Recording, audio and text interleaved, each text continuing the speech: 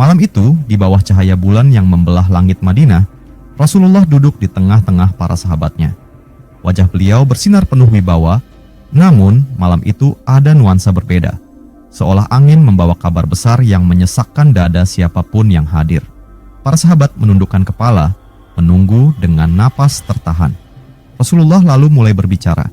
Suaranya tenang, namun menggetarkan hati, seakan setiap kata yang terucap adalah kabar dari masa depan yang penuh gejolak. Wahai sahabat-sahabatku, beliau Rasulullah memulai, akan datang suatu masa di mana dunia dipenuhi oleh kezaliman dan kesesatan. Manusia bertarung demi hawa nafsunya, bumi dilanda peperangan, fitnah merajalela, dan darah menjadi murah. Suasana menjadi berat. Para sahabat saling memandang dengan wajah pucat, membayangkan masa kelam itu. Dengan jeda yang teratur, Rasulullah melanjutkan, namun Allah Subhanahu wa Ta'ala dengan rahmatnya tidak membiarkan bumi tenggelam dalam kezaliman. Dia akan mengutus seorang lelaki dari keturunanku, namanya seperti namaku, Muhammad bin Abdullah. Ia adalah Al-Mahdi desiran angin malam terasa, seperti bisikan takdir yang mendekat. Al-Mahdi akan muncul ketika umat manusia telah hampir putus asa. Di tengah kekacauan, ia akan bangkit membawa keadilan, menegakkan kebenaran, dan menghancurkan kezaliman. Mata Rasulullah berkaca-kaca, namun suaranya semakin menguat, seakan ingin menanamkan bayangan itu dalam jiwa para sahabat. Namun belum selesai. Beliau Rasulullah mengangkat tangannya ke langit, seakan menunjuk ke arah masa depan, lalu bersabda dengan nada yang lebih dalam dan menggetarkan, ketika Al-Mahdi tengah memimpin umatku di tengah peperangan terbesar, turunlah Isa Al-Masih putra Maryam dari langit di sisi menara putih di sebelah timur Damaskus. Detik itu, para sahabat menahan napas. Seorang lelaki suci dari langit, di tengah manusia. Rasulullah melanjutkan dengan penuh semangat, seolah-olah beliau melihat peristiwa itu di depan matanya. Isa turun dengan jubah yang berembun, rambutnya basah seakan baru saja mandi. Ia tidak membawa misi baru, tidak membawa syariat baru. Ia datang untuk menguatkan Islam, menghancurkan salib, membunuh Dajjal, dan menghapuskan jizyah. Dengan penuh gairah, Rasulullah menjelaskan bahwa Imam Mahdi dan Isa Al-Masih tidak berseteru. Tidak, mereka bersatu. Dua kekuatan suci dari langit dan bumi akan bergandengan tangan, satu memimpin sholat, yang lain berdiri di belakang sebagai makmum, merendahkan dirinya kepada syariat yang dibawa Rasulullah Muhammad Rasulullah. Ketika Al-Mahdi menawarkan kepadanya untuk menjadi imam, ujar Rasulullah dengan mata berkilat. Isa menolak dengan penuh kerendahan hati. Ia berkata, kamu yang memimpin karena sholat ini ditegakkan untukmu. Suasana menjadi sangat mencekam. Para sahabat membayangkan pemandangan itu. Sang putra Maryam berdiri di belakang Al-Mahdi. Seluruh umat bersujud dalam satu barisan, seolah-olah bumi dan langit bersatu dalam ibadah yang penuh kekhusyukan. Setelah sholat, mereka bersama-sama memimpin umat Islam, menyiapkan pasukan suci untuk menghadapi Dajjal, sang fitnah terbesar dalam sejarah manusia. Pertempuran itu bukan sekadar adu kekuatan fisik, tetapi juga benturan kebenaran dan kebatilan. Di tangan Isa Al-Masihlah, Dajjal akan dibunuh, dan dunia akan dibersihkan dari penyesatan. Rasulullah mengakhiri sabdanya malam itu dengan suara yang bergetar namun penuh harap. Setelah itu, keamanan dan kedamaian akan memenuhi bumi. Harta melimpah, permusuhan lenyap, dan manusia kembali kepada fitrah kebenaran. Para sahabat terdiam. Tubuh mereka gemetar bukan karena dingin, tetapi karena dahsyatnya kabar itu. Malam itu, di bawah langit Madinah yang bertabur bintang, masa depan umat Islam tergambar dalam narasi Rasulullah. Masa penuh pertarungan dan kemenangan yang hanya bisa diraih oleh keimanan yang sejati. Dengan anggukan tenang, Rasulullah memandang satu persatu wajah para sahabat yang terdiam kaku, seolah membekukan waktu. Beliau, Rasulullah, kemudian melanjutkan kisah itu, kini dengan nada lebih berat, lebih mencekam. Ketika Isa Al-Masih turun, ujar beliau Rasulullah, ia akan mencari Dajjal. Isa tidak beristirahat, tidak berhenti, hingga ia menemukan makhluk laknat itu di Babul Lut, sebuah gerbang di wilayah Syam. Dalam imajinasi para sahabat, tergambar sosok Dajjal yang tinggi, mata kanannya buta, penuh tipu daya, menebarkan fitnah yang menyesatkan banyak manusia, bahkan sebagian orang yang sebelumnya beriman. keadaan menjadi sangat genting. Umat Islam di bawah Imam Mahdi menguatkan barisan mereka, bersiap menghadapi perang akbar yang telah dinubuatkan sejak dahulu kala. Rasulullah menggambarkan suasana pertempuran itu. Dajjal memimpin pasukan besar penuh kekuatan duniawi dengan tipu muslihat yang mengelabui mata. Sebagian manusia tunduk kepadanya, terpesona oleh keajaiban semu yang ia pertontonkan.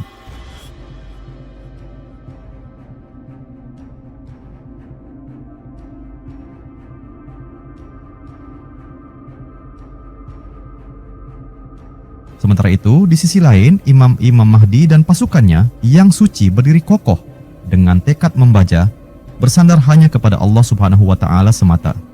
Teriakan takbir membelah langit.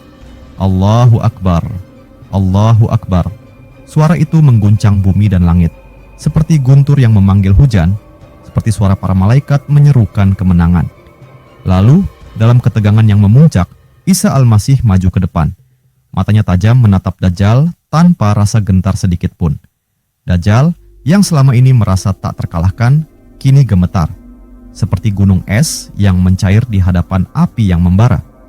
Dengan sekali hembusan nafas dari Isa, tubuh Dajjal melemah, seluruh tipu dayanya runtuh, dan akhirnya Isa membunuh Dajjal dengan tombak di tangannya, tepat di gerbang Lud.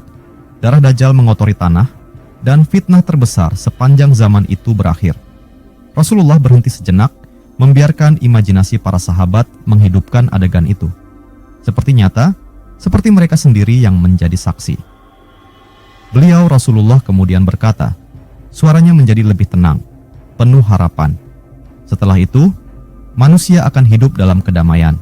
Tidak ada permusuhan, tidak ada kebencian.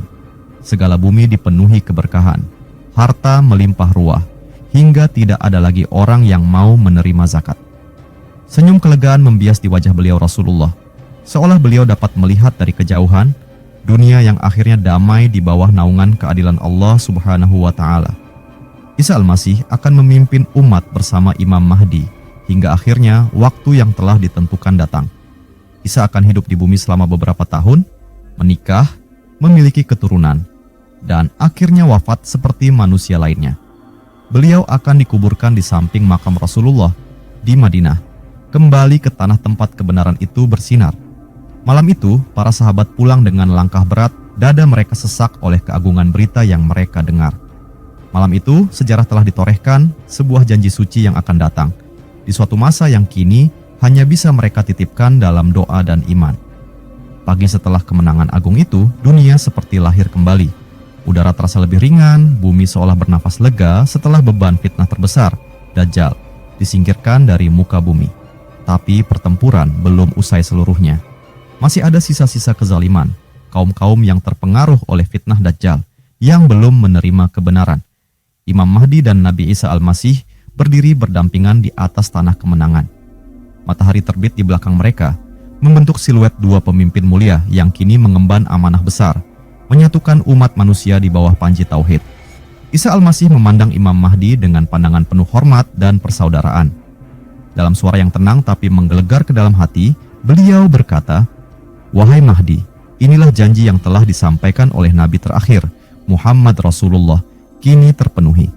Kini, waktunya kita menegakkan kebenaran, memadamkan sisa-sisa kezaliman yang masih tersisa di sudut bumi ini." Imam Mahdi menundukkan kepala, matanya berkaca-kaca. Ia tahu, dirinya bukanlah sekadar pemimpin biasa. Ia adalah pelanjut cita-cita Rasulullah, yang dalam mimpinya telah diperlihatkan peristiwa besar ini. Dengan penuh keyakinan, Imam Mahdi menjawab, "Bersamamu, wahai Ruhullah, kami akan tegakkan bumi dengan keadilan sebagaimana sebelumnya dipenuhi oleh kezaliman."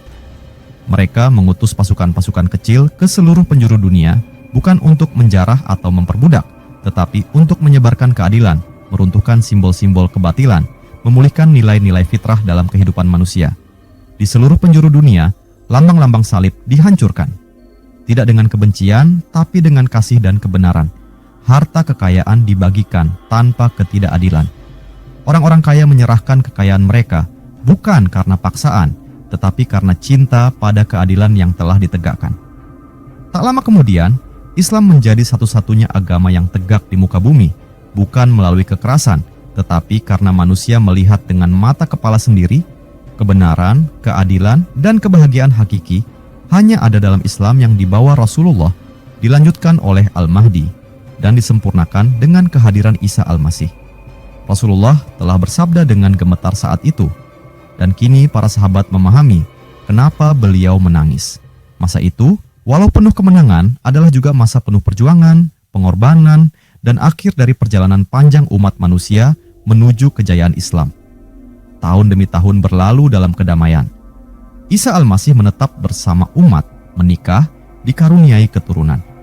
Dunia menikmati keberkahan yang belum pernah terjadi sejak zaman Adam. Buah-buahan membesar, susu hewan ternak melimpah. Tak ada lagi kebencian di antara makhluk hidup. Namun, waktu terus berjalan. Isa Al-Masih tahu bahwa hidupnya di dunia ini memiliki batas. Suatu malam, beliau bermunajat panjang kepada Allah Subhanahu wa Ta'ala, memohon agar umat ini tetap dijaga setelah kepergiannya.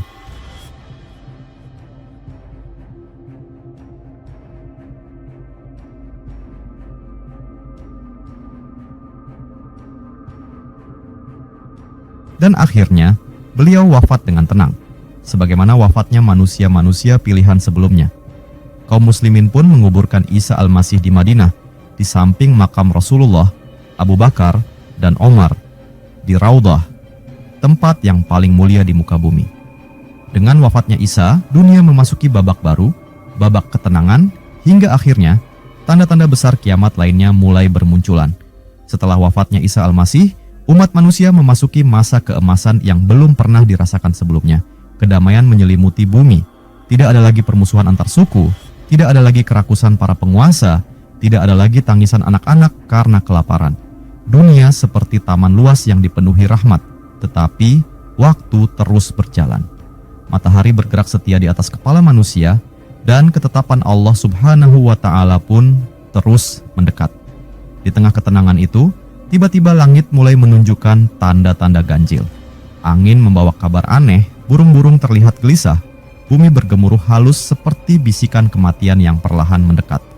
Lalu, dari balik pegunungan tinggi, muncullah makhluk-makhluk yang tak pernah dikenal umat manusia sebelumnya, Ya'juj dan Ma'juj. Rasulullah pernah memperingatkan tentang mereka, dan kini peringatan itu menjadi nyata. Mereka adalah manusia, namun kejamnya melebihi binatang buas. Mereka berjumlah luar biasa banyak, bergerak seperti gelombang besar yang menyapu apa saja di hadapan mereka. Di mana mereka melintas, tidak ada kehidupan yang tersisa. Pepohonan tercabut, sungai mengering, desa-desa hancur rata dengan tanah. Imam Mahdi dan kaum muslimin yang tersisa menyaksikan dengan ketakutan mendalam. Mereka memahami, inilah salah satu tanda besar kiamat yang tidak dapat dicegah dengan kekuatan senjata biasa. Pasukan kaum muslimin, meskipun berani dan kuat, tidak mampu melawan lautan manusia dari Ya'juj dan Ma'juj.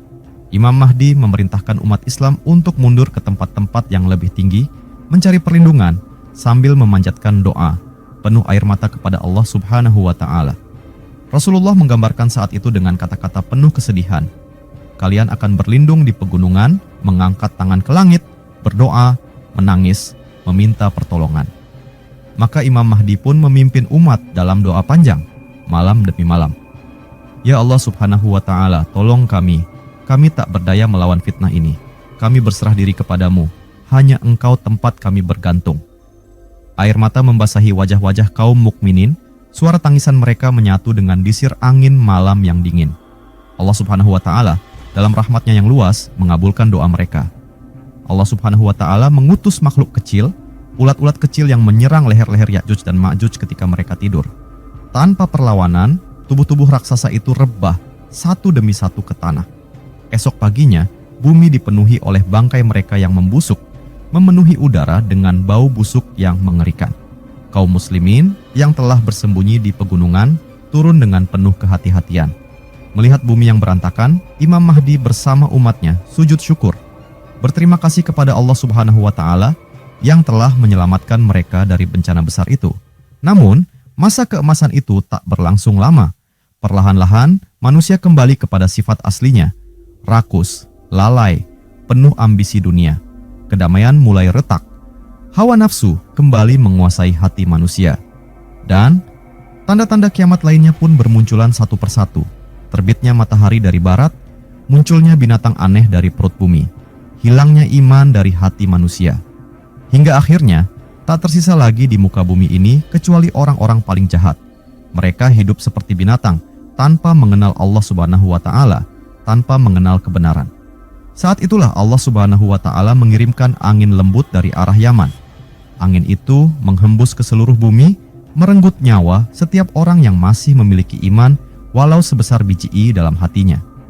Maka tinggallah Subhanahu wa Ta'ala manusia-manusia jahat yang bersukaria dalam maksiat, dan di atas mereka kiamat yang sebenarnya pun diturunkan dalam keguncangan dan kengerian yang belum pernah ada sebelumnya. Langit terbelah, gunung-gunung beterbangan seperti kapas, lautan meluap, bumi digoncang sehebat-hebatnya. Rasulullah bersabda dengan suara bergetar, kiamat akan datang atas orang-orang terburuk yang lebih buruk dari hewan-hewan. Langit yang selama ribuan tahun menaungi bumi kini mulai retak. Awan-awan bergulung seperti ombak hitam yang bergemuruh, membentuk pusaran besar yang menutupi sinar matahari. Dunia menjadi gelap, mencekam, seolah-olah alam sendiri sedang menahan napas menunggu sesuatu yang dahsyat. Di saat itu, Israfil, malaikat yang sejak awal penciptaan telah menyiapkan dirinya untuk tugas terakhir ini, mengangkat sangkakala ke mulutnya.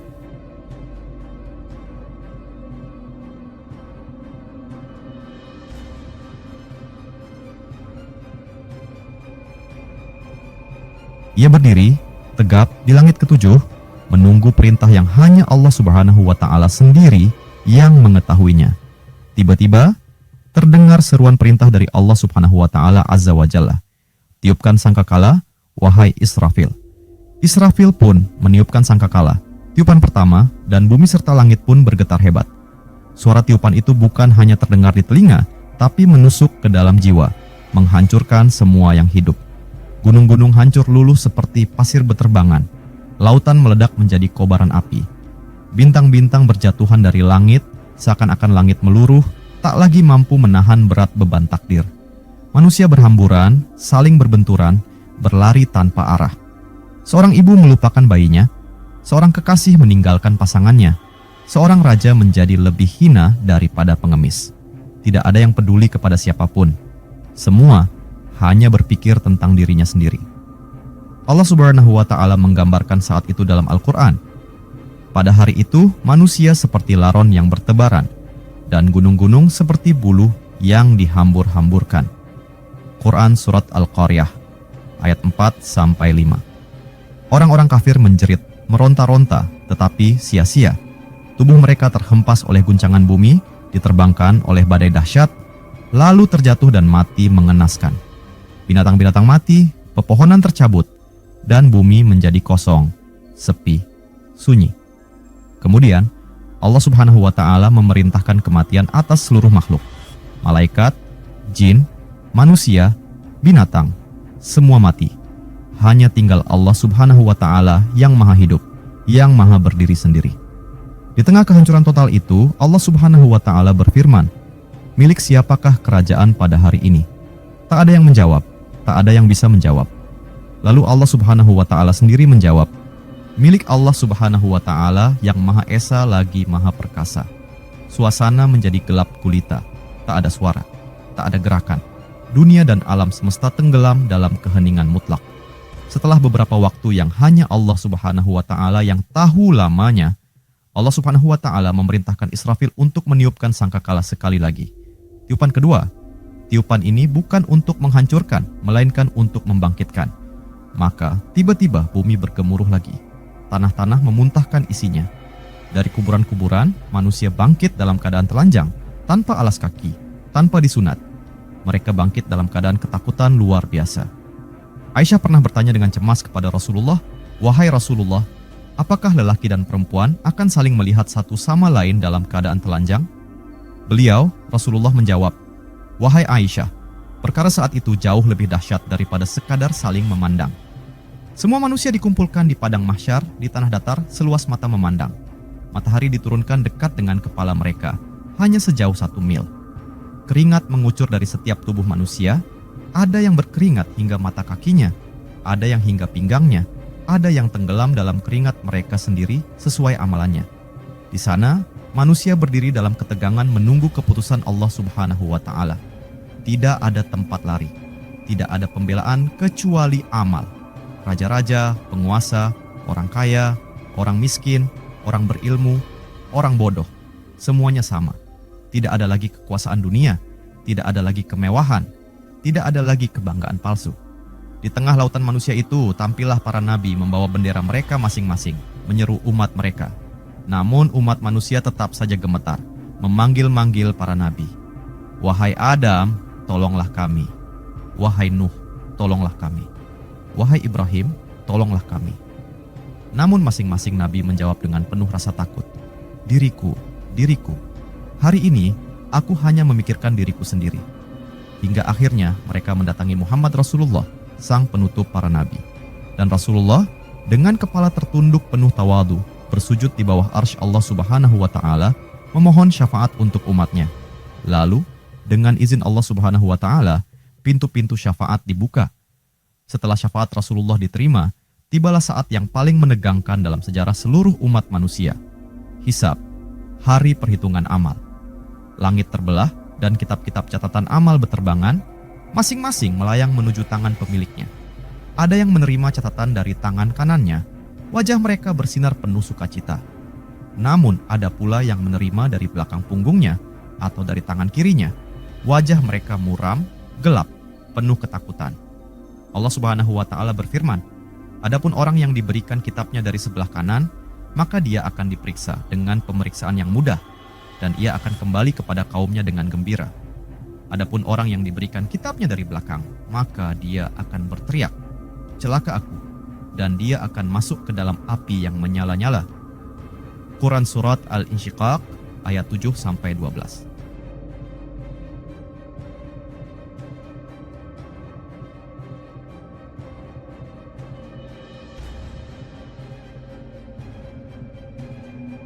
Manusia satu persatu dipanggil ke hadapan Allah Subhanahu wa Ta'ala. Fulan bin Fulan, majulah untuk hisabmu. Mereka maju dalam ketakutan, tubuh gemetar, keringat bercucuran, wajah pucat pasi. Tidak ada satu amal pun, besar ataupun kecil, yang terlupakan. Semua dicatat, semua akan diperhitungkan. Amal-amal ditimbang di dalam neraca keadilan Allah Subhanahu wa Ta'ala. Sebelah neraca berisi kebaikan, sebelah lagi berisi keburukan. Bagi yang berat timbangan kebaikannya, ia akan beruntung. Namun bagi yang ringan timbangan kebaikannya, ia terjun bebas ke dalam jurang neraka. Bahkan ada yang amal kebaikannya banyak, namun karena satu dosa, seperti menzalimi orang lain, mencela kehormatan saudaranya, atau tidak membayar hutang, membuat timbangan kebaikannya menjadi ringan. Sampai-sampai Rasulullah bersabda, tahukah kalian siapa itu orang yang bangkrut? Para sahabat menjawab, orang yang tidak punya dinar dan dirham. Beliau Rasulullah berkata, orang yang bangkrut dari umatku adalah orang yang datang pada hari kiamat dengan salat, puasa, dan zakat. Namun ia pernah mencela orang lain, memfitnah, memakan harta tanpa hak, menumpahkan darah, dan memukul. Maka kebaikannya diambil untuk diberikan kepada orang yang dizaliminya. Jika kebaikannya habis sebelum utangnya lunas, dosa-dosa orang yang dizaliminya dipindahkan kepadanya, lalu ia dilemparkan ke dalam neraka. Lalu tibalah saat paling genting, menyeberangi Syirat. Syirat adalah sebuah jembatan yang terbentang di atas neraka Jahanam, lebih halus dari rambut, lebih tajam dari pedang. Semua manusia harus melewatinya. Di bawahnya, neraka Jahanam menggelegak, mengaum, siap memangsa siapa saja yang tergelincir. Setiap manusia diberi cahaya sesuai kadar imannya. Ada yang cahayanya seterang matahari, ada yang seperti nyala lilin kecil, bahkan ada yang cahayanya padam di tengah perjalanan. Manusia melangkah di atas Syirat dengan penuh ketegangan.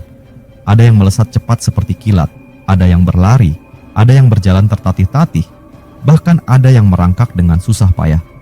Setiap langkah bagaikan pertarungan antara hidup dan kematian. Kait-kait tajam, duri-duri besar, mencabik orang-orang yang berdosa. Mereka tersangkut, tersayat, lalu jatuh ke dalam api Jahanam yang menyala-nyala. Allah Subhanahu wa Ta'ala berfirman, tidak ada seorang pun di antara kalian kecuali pasti mendatanginya, neraka. Hal itu bagi Tuhanmu adalah suatu kemestian yang sudah ditetapkan. Quran Surat Maryam ayat 71. Namun orang-orang beriman dengan rahmat Allah Subhanahu wa Ta'ala, berhasil melewati Syirat dan tiba di seberang, di depan pintu surga yang agung. Ketika pintu surga terbuka, terpancar cahaya yang belum pernah disaksikan mata, belum pernah terdengar oleh telinga, dan belum pernah terlintas dalam hati manusia. Di dalamnya, sungai-sungai mengalir dari susu, madu, dan khamar yang tidak memabukkan. Pepohonan rindang, buah-buahannya rendah, bisa dipetik dengan jari. Kastil-kastil emas dan perak berkilauan di kejauhan. Wangi kesturi memenuhi udara. Di sana tidak ada kesedihan, tidak ada keletihan, tidak ada kematian. Para penghuni surga berkata satu sama lain dengan penuh kegembiraan, "Segala puji bagi Allah Subhanahu wa Ta'ala yang telah menghilangkan kesedihan dari kami. Sungguh, Tuhan kami Maha Pengampun lagi Maha Mensyukuri." Namun bagi mereka yang terjatuh dari Syirat, neraka menjadi tempat tinggal mereka dengan siksaan yang luar biasa, kekal abadi, kecuali bagi siapa yang dirahmati Allah Subhanahu wa Ta'ala.